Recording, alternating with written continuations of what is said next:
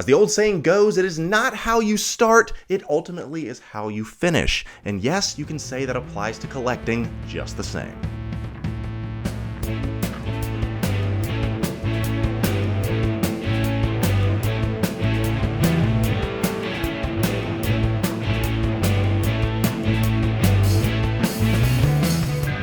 Well, what's up everyone, and welcome back again to another video here on the channel. Today I'm going to be looking at a very interesting topic, that being what type of collector are you, or subtopic, the evolution of the collector. We're going to be diving into all the different types of collectors that are out there, and maybe you can identify which one you are, and maybe we'll share a few laughs and stories along the way. But before we get into that, I do want to say hats off to the almost 6,000 people as of right now that has viewed my latest video, that being the Hot Toys Displays for Dummies, the definitive edition, as we looked at the best way to display your collection and some tips and tricks along the way. But one thing I did notice is that I'm sitting at just over 3,000 subscribers. That means that more than double of that number is not subscribed to this channel. So if you are out there, you like this type of content, you like six scale collecting, you just like this type of stuff in general, go ahead and give me a presumptive like on this video, as well as subscribing to this channel. I would certainly appreciate it. It's a lofty goal, I know,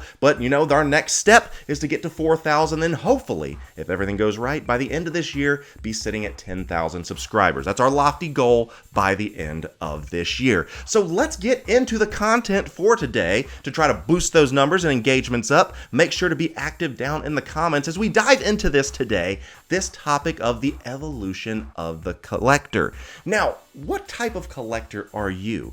Now, if you think about Pokemon, that was a sensation that kind of struck me when I was around 10 or 11 years old. I remember for my birthday, my mom got me the Pokemon Blue for my birthday for the old Game Boy. And ever since then, you know, I kind of had an affinity for Pokemon. Now, as I got a little bit older, that kind of died out and I switched back to different things, but Pokemon is still going strong today. But the thing about Pokemon, or Pocket Monsters, was everyone always loved the evolution of the characters. You'd get your Charmander, it would turn to a Charmeleon, and then ultimately it would evolve into a Charizard. The evolutions is what Pokemon was all about. And I'm going to glean a few little tips and things that I gathered as a Pokemon collector and as a Pokemon gamer from back in the day. And if you're a Pokemon enthusiast and I mess something up, go ahead and let me know. I will not take it personal. I want to make sure that I do it justice and that we can talk about this properly. But we're going to steal a little bit of ideas from the Pokemon game, as well as the idea of evolution. Now, as a collector, we all start somewhere. As I had said, you may be starting with comic books, maybe you started with Pokemon cards, whatever it may be, you start somewhere. But when you get into this type of collecting, if you want to call it premium format collecting, higher end collecting, regardless, this is not the type of collecting, if you're a kid specifically, that you start out with. You eventually evolve into that. But I do want to talk about the evolution of a collector and how you go from point A to point B and some of the thought process behind that. So with that being said, I remember when I was so little, I ended up finding, as you remember, that blue tote, that blue chest under my grandma's stairs, and inside there were some Star Wars figures, and that started my affinity for loving Star Wars and loving the idea of action figure collecting.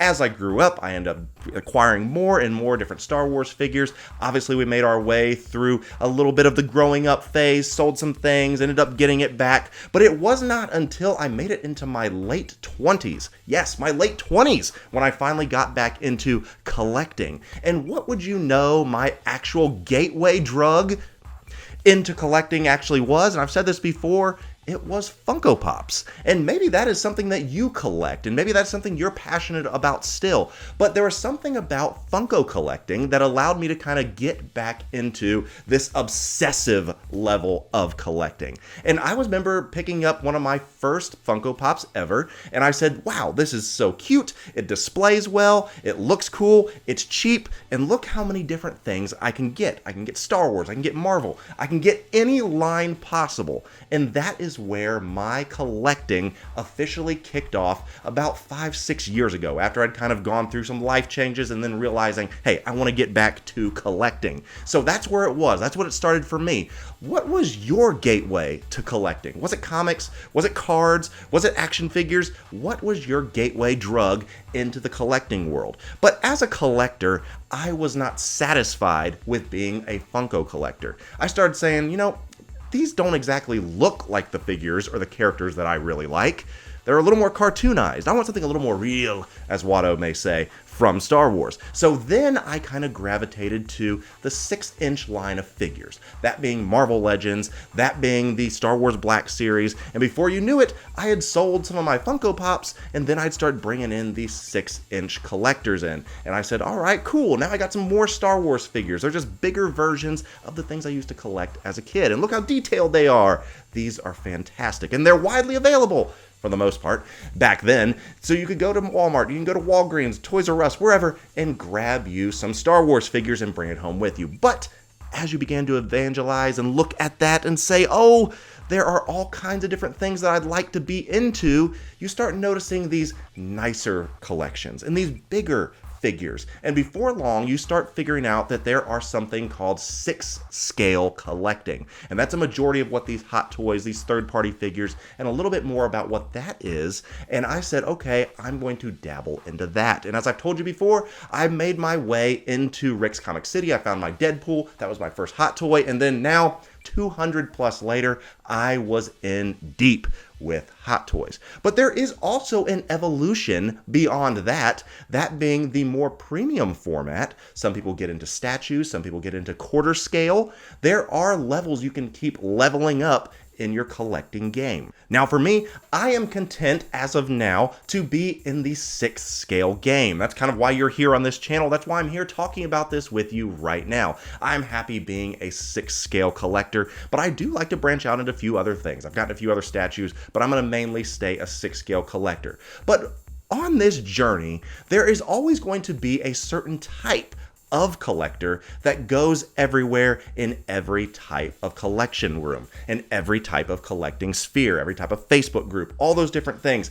They're all going to be the exact same. And I'm going to look at those type of collectors with you today, and maybe you can see the type of collector that you want to be, the type of collector you don't want to be, and ways to avoid that. So without further ado, let's get into the type of collectors that are out there. Now that we've talked about the evolution of the collector. But let's talk about what these may be, and I'm going to steal a little bit from Pokemon again, and we're going to talk about the first one being the completionist. Yes, let's think about this, the completionist, or as Pokemon would say, you gotta catch them all. Now in Pokemon, it's your goal to go and collect all 151, at that time, Pokemon that were out there. Fill out your Pokedex and collect them all. That's the whole theme of Pokemon. But there's also collectors out there that says, it is my goal to collect them all. Now it's easy when you're collecting certain lines, such as Marvel Legends, Star Wars Black Series, and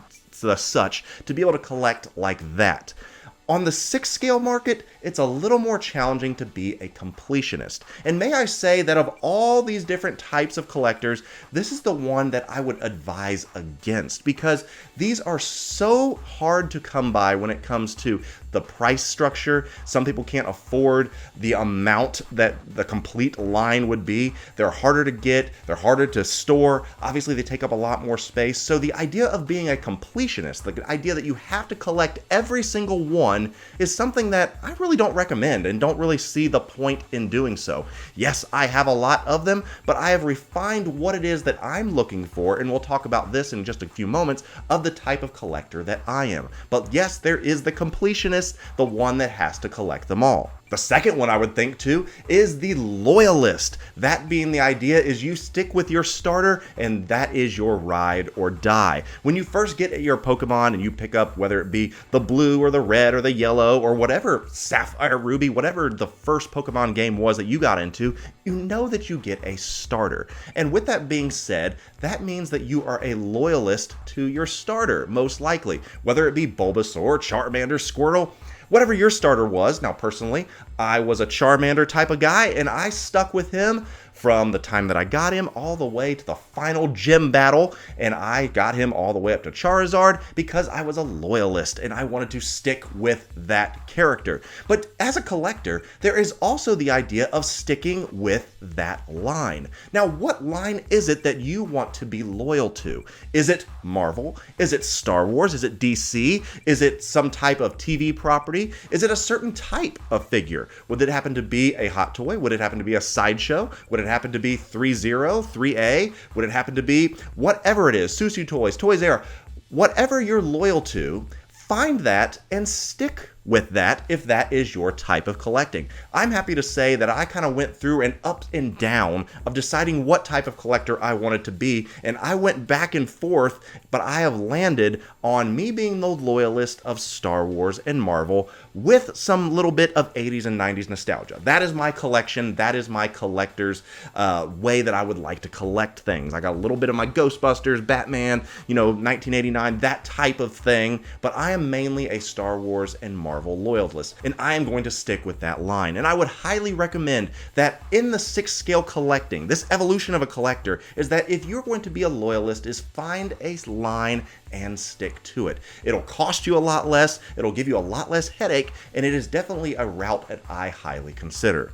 Next is the pioneer. That means the person that is the first to get it, and ultimately it's kind of the first to sell it. Now, these are sometimes, content reviewers, people that want to be the first to have it, to say, hey, here is this brand new figure, I'm the first person to have it, and they'll make sure to let everyone know on social media that they do. Whether that ends up being a YouTube video, whether that be a photo, who knows? They want to let you know that they got the figure in and that you don't have it. Now, that's not necessarily wrong, but a lot of the people that have to get it and have it first don't usually end up keeping it because they're not a loyalist. They are a pioneer. They are a trendsetter. They want to get out there and say, I have it first. Now, if you are that person that says, I need to have it first, as I said, because it's not something that you're really into, oftentimes you'll end up being the first to move it out. There's so many people I see, and there's nothing wrong with this by any means, they'll get that figure in and I'll be like, wow, they got that in quick. And what do you know? A couple weeks later, hey, this is up for sale. And if that's your thing, just to collect it, to do some reviews, more power to you. I'm happy you found your niche, and that is your evolution of collecting. So while there is the completionist, while there is the loyalist, while there is the pioneer, there is also the elitist. You say, what do you mean by elitist?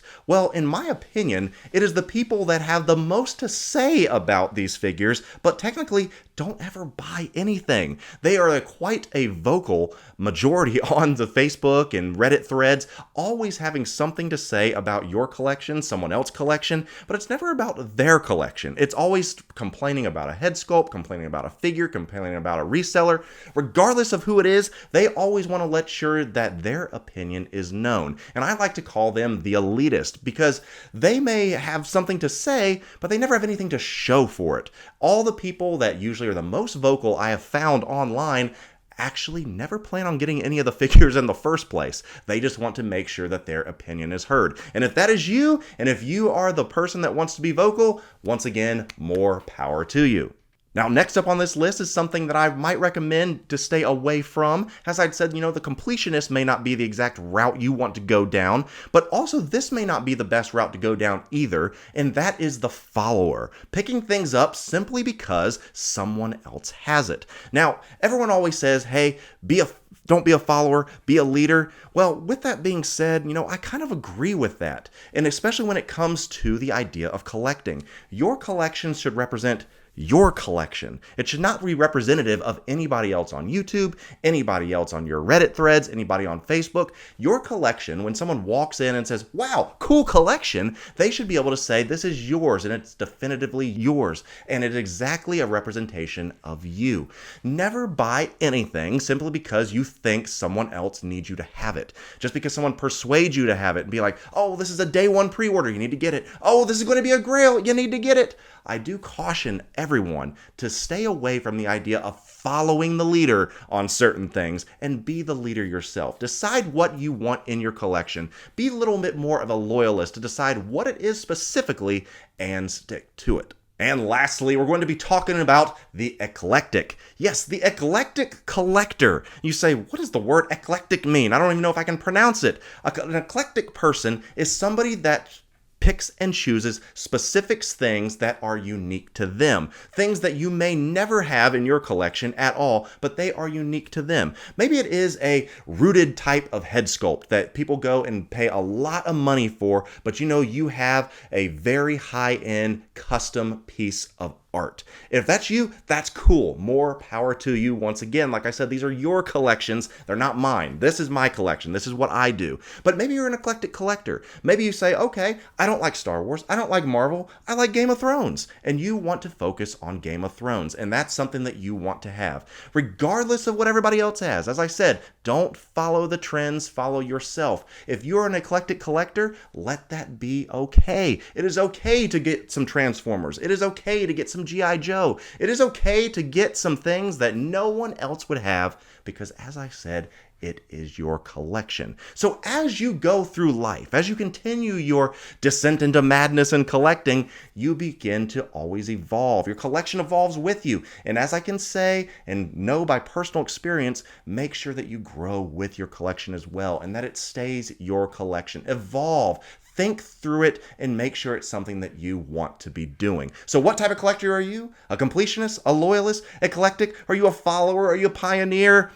Which one are you? Let me know down in the comments below. None of them are bad as long as it is you. So that's going to do it for us here today as we wrap up this video. But I do have a little trailer of what is coming next.